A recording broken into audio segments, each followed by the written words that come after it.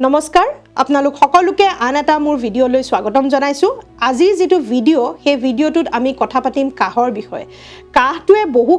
বহু লোককে অপকাৰ কৰি আছে বিশেষকৈ কিছুমানৰ ক্ষেত্ৰটো ই ক্ৰনিক হৈ গৈছে অৰ্থাৎ বহু দিনৰ পৰা কাহ হৈ থাকে মাজে মাজে অকমান ভাল পোৱা যায় পুনৰ এবাৰ হয় আৰু কিছুমানৰ ক্ষেত্ৰত হয়তো বতৰৰ সালনিৰ বাবে বহুত বেছিকৈ কাহ হৈছে ৰাতি শুব নোৱাৰা হৈছে কিছুমানৰ হয়তো শুকান কাহ হৈছে আৰু কিছুমানৰ হয়তো খেকাৰ থকা কাহ হৈছে যেনেকুৱা ধৰণৰ কাহে নহওক যদি পুৰণা কাহে হওক বা নতুন কাহে হওক দুইটাৰ কাৰণে আপোনালোকক আজি এই ভিডিঅ'টোৰ যোগেৰে মই তিনটা প্ৰভাৱশালী পদ্ধতিৰ বিষয়ে কম যিকেইটা পদ্ধতি আপোনালোকে ফলো যদি কৰে নিশ্চয় কাহৰ পৰা আপোনালোকে পৰিত্ৰাণ পাবলৈ সক্ষম হ'ব এই পদ্ধতিকেইটা ঘৰুৱা পদ্ধতি হয় যিকেইটা বস্তুৱে আমাৰ কাহ ঠিক কৰিবলৈ সহায় কৰে লগতে আমাৰ খেকাৰ বাহিৰ উলিয়াবলৈ সহায় কৰে আৰু এইকেইটা যিকেইটা পদ্ধতি ক'বলৈ ওলাইছো এইকেইটাত কিছুমান খোৱা বস্তুৰ প্ৰয়োজন হ'ব সেই বস্তুকেইটাও মই আপোনালোকক এটা এটাকৈ কৈ যাম প্ৰথমটো খাদ্য বস্তু হৈছে সহজতে পোৱা আমাৰ জালুকে কেনে ধৰণে সহায় কৰে জালুক একচুয়ালি এক্সপেক্টৰেন্ট হিচাপে কাম কৰে অৰ্থাৎ আমাৰ কফটো বাহিৰ কৰিবলৈ সহায় কৰে কেনে ধৰণে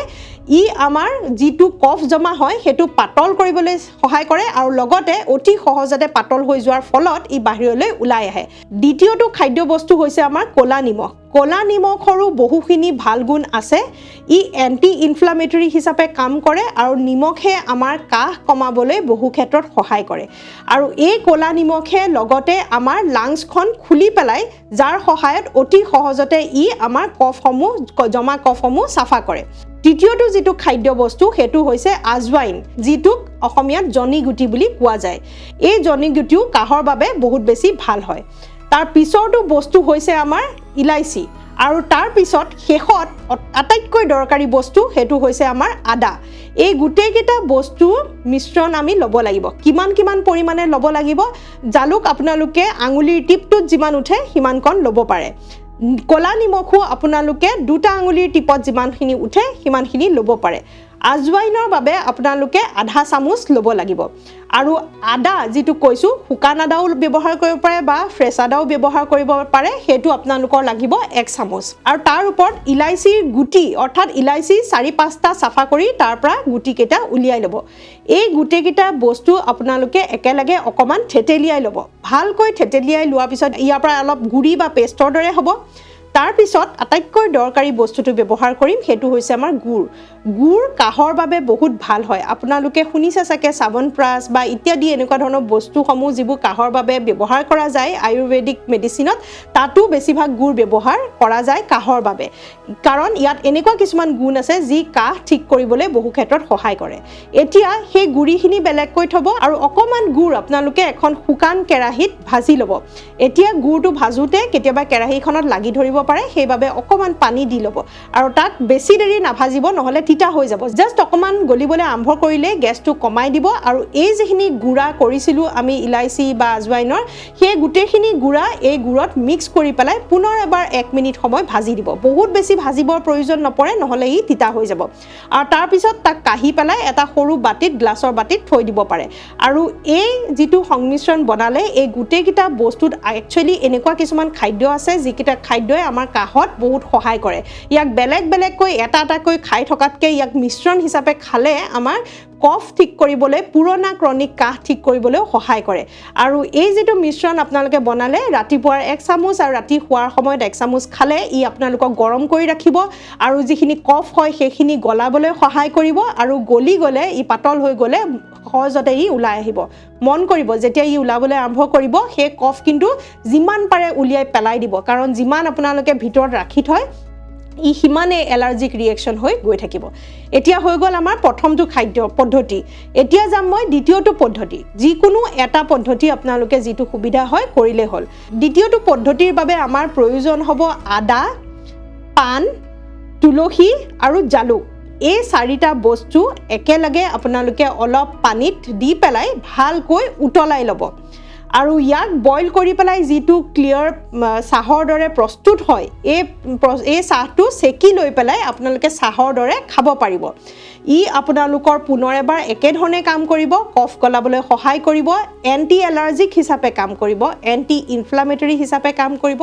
আমি এণ্টিবায়'টিক টেবলেট খাই থাকোঁ এই বিভিন্ন বেমাৰৰ পৰা বাচিবৰ বাবে, ই এণ্টিবায়'টিকৰ কামখিনিও কৰিবলৈ বহু গুণে সহায় কৰিব।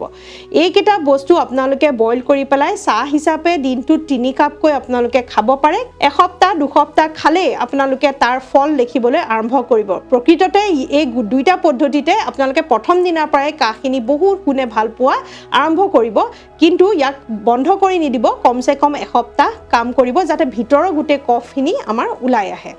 এই দুইটা পদ্ধতি হৈ গ'ল। এতিয়া যাওঁ মই 3 নম্বৰ পদ্ধতিলৈ। 3 নম্বৰ পদ্ধতিটো অতি প্ৰয়োজনীয়। এই প্ৰথম দুটা পদ্ধতিটোৰ ভিতৰত আপোনালোকে যিকোনো এটা সিলেক্ট কৰিব পাৰে, কিন্তু 3 নম্বৰ পদ্ধতিটো অনিবাৰ্য, অৰ্থাৎ কৰিবই লাগিব, তেতিয়াহে আপোনালোকে বহুগুণে ভাল ফল পাব।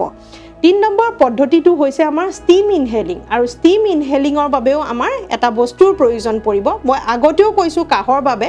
এই ভিডিঅ'টো আগতে বনাইছিলোঁ বেলেগকৈ, কিন্তু ইয়াত মই আপোনালোকক পুনৰ এবাৰ কৈ দিছোঁ যে ষ্টিম ইনহেলিঙৰ বাবে আমি ব্যৱহাৰ কৰিম নিম পাতৰ, কাৰণ নিম পাতৰ এণ্টি ইনফ্লামেটৰী গুণ থাকে। ছিজনেল ফ্লু অৰ্থাৎ ছিজনৰ বাবে যিবোৰ চৰ্দি কাহ হৈ থাকে সেইবোৰৰ পৰা বচাব পৰা ক্ষমতাও ইয়াৰ থাকে, আৰু লগতে তিতা হোৱাৰ ফলতে অতি সহজতে আমাৰ কাহ বা সুৰাই থকা প্ৰব্লেমটোৰ পৰা ই আমাক বচায়। কেনেধৰণে ব্যৱহাৰ কৰিব? দুটা ধৰণে ব্যৱহাৰ কৰিব। প্ৰথমটো হৈছে আমি পানী উতলাই ল'ব লাগে, লগতে নিমপাত কেইটামান দি পেলাই, আৰু সেই পানীৰ পৰা যিটো ভাপ ওলায় সেই ভাপটো আমি ল'ব লাগে। আৰু লগতে গাৰ্গল কৰাটো অতি প্ৰয়োজনীয়। গাৰ্গল কেনেধৰণে কৰিম? পুনৰ এবাৰ নিমপাত ব্যৱহাৰ কৰিব লাগিব ইয়াত। কেনেধৰণে আমি কৰিম? আমি পানী ভালকৈ উতলাই ল'ম, কেইটামান নিমপাত দি পেলাই, আৰু তাত অকণমান ক'লা নিমখ বা বগা নিমখ যিয়ে নাথাকক কিয় নিমখ অকণমান দিব, দি পেলাই সেই পানীয়ে দিনটোত 3-4 বাৰকৈ গাৰ্গল কৰিব। যদিহে আপোনালোকৰ বহুত দিনীয়া পুৰণা কাহ হৈ আছে তেনেহ'লে ই সাধাৰণতে ক্ৰনিক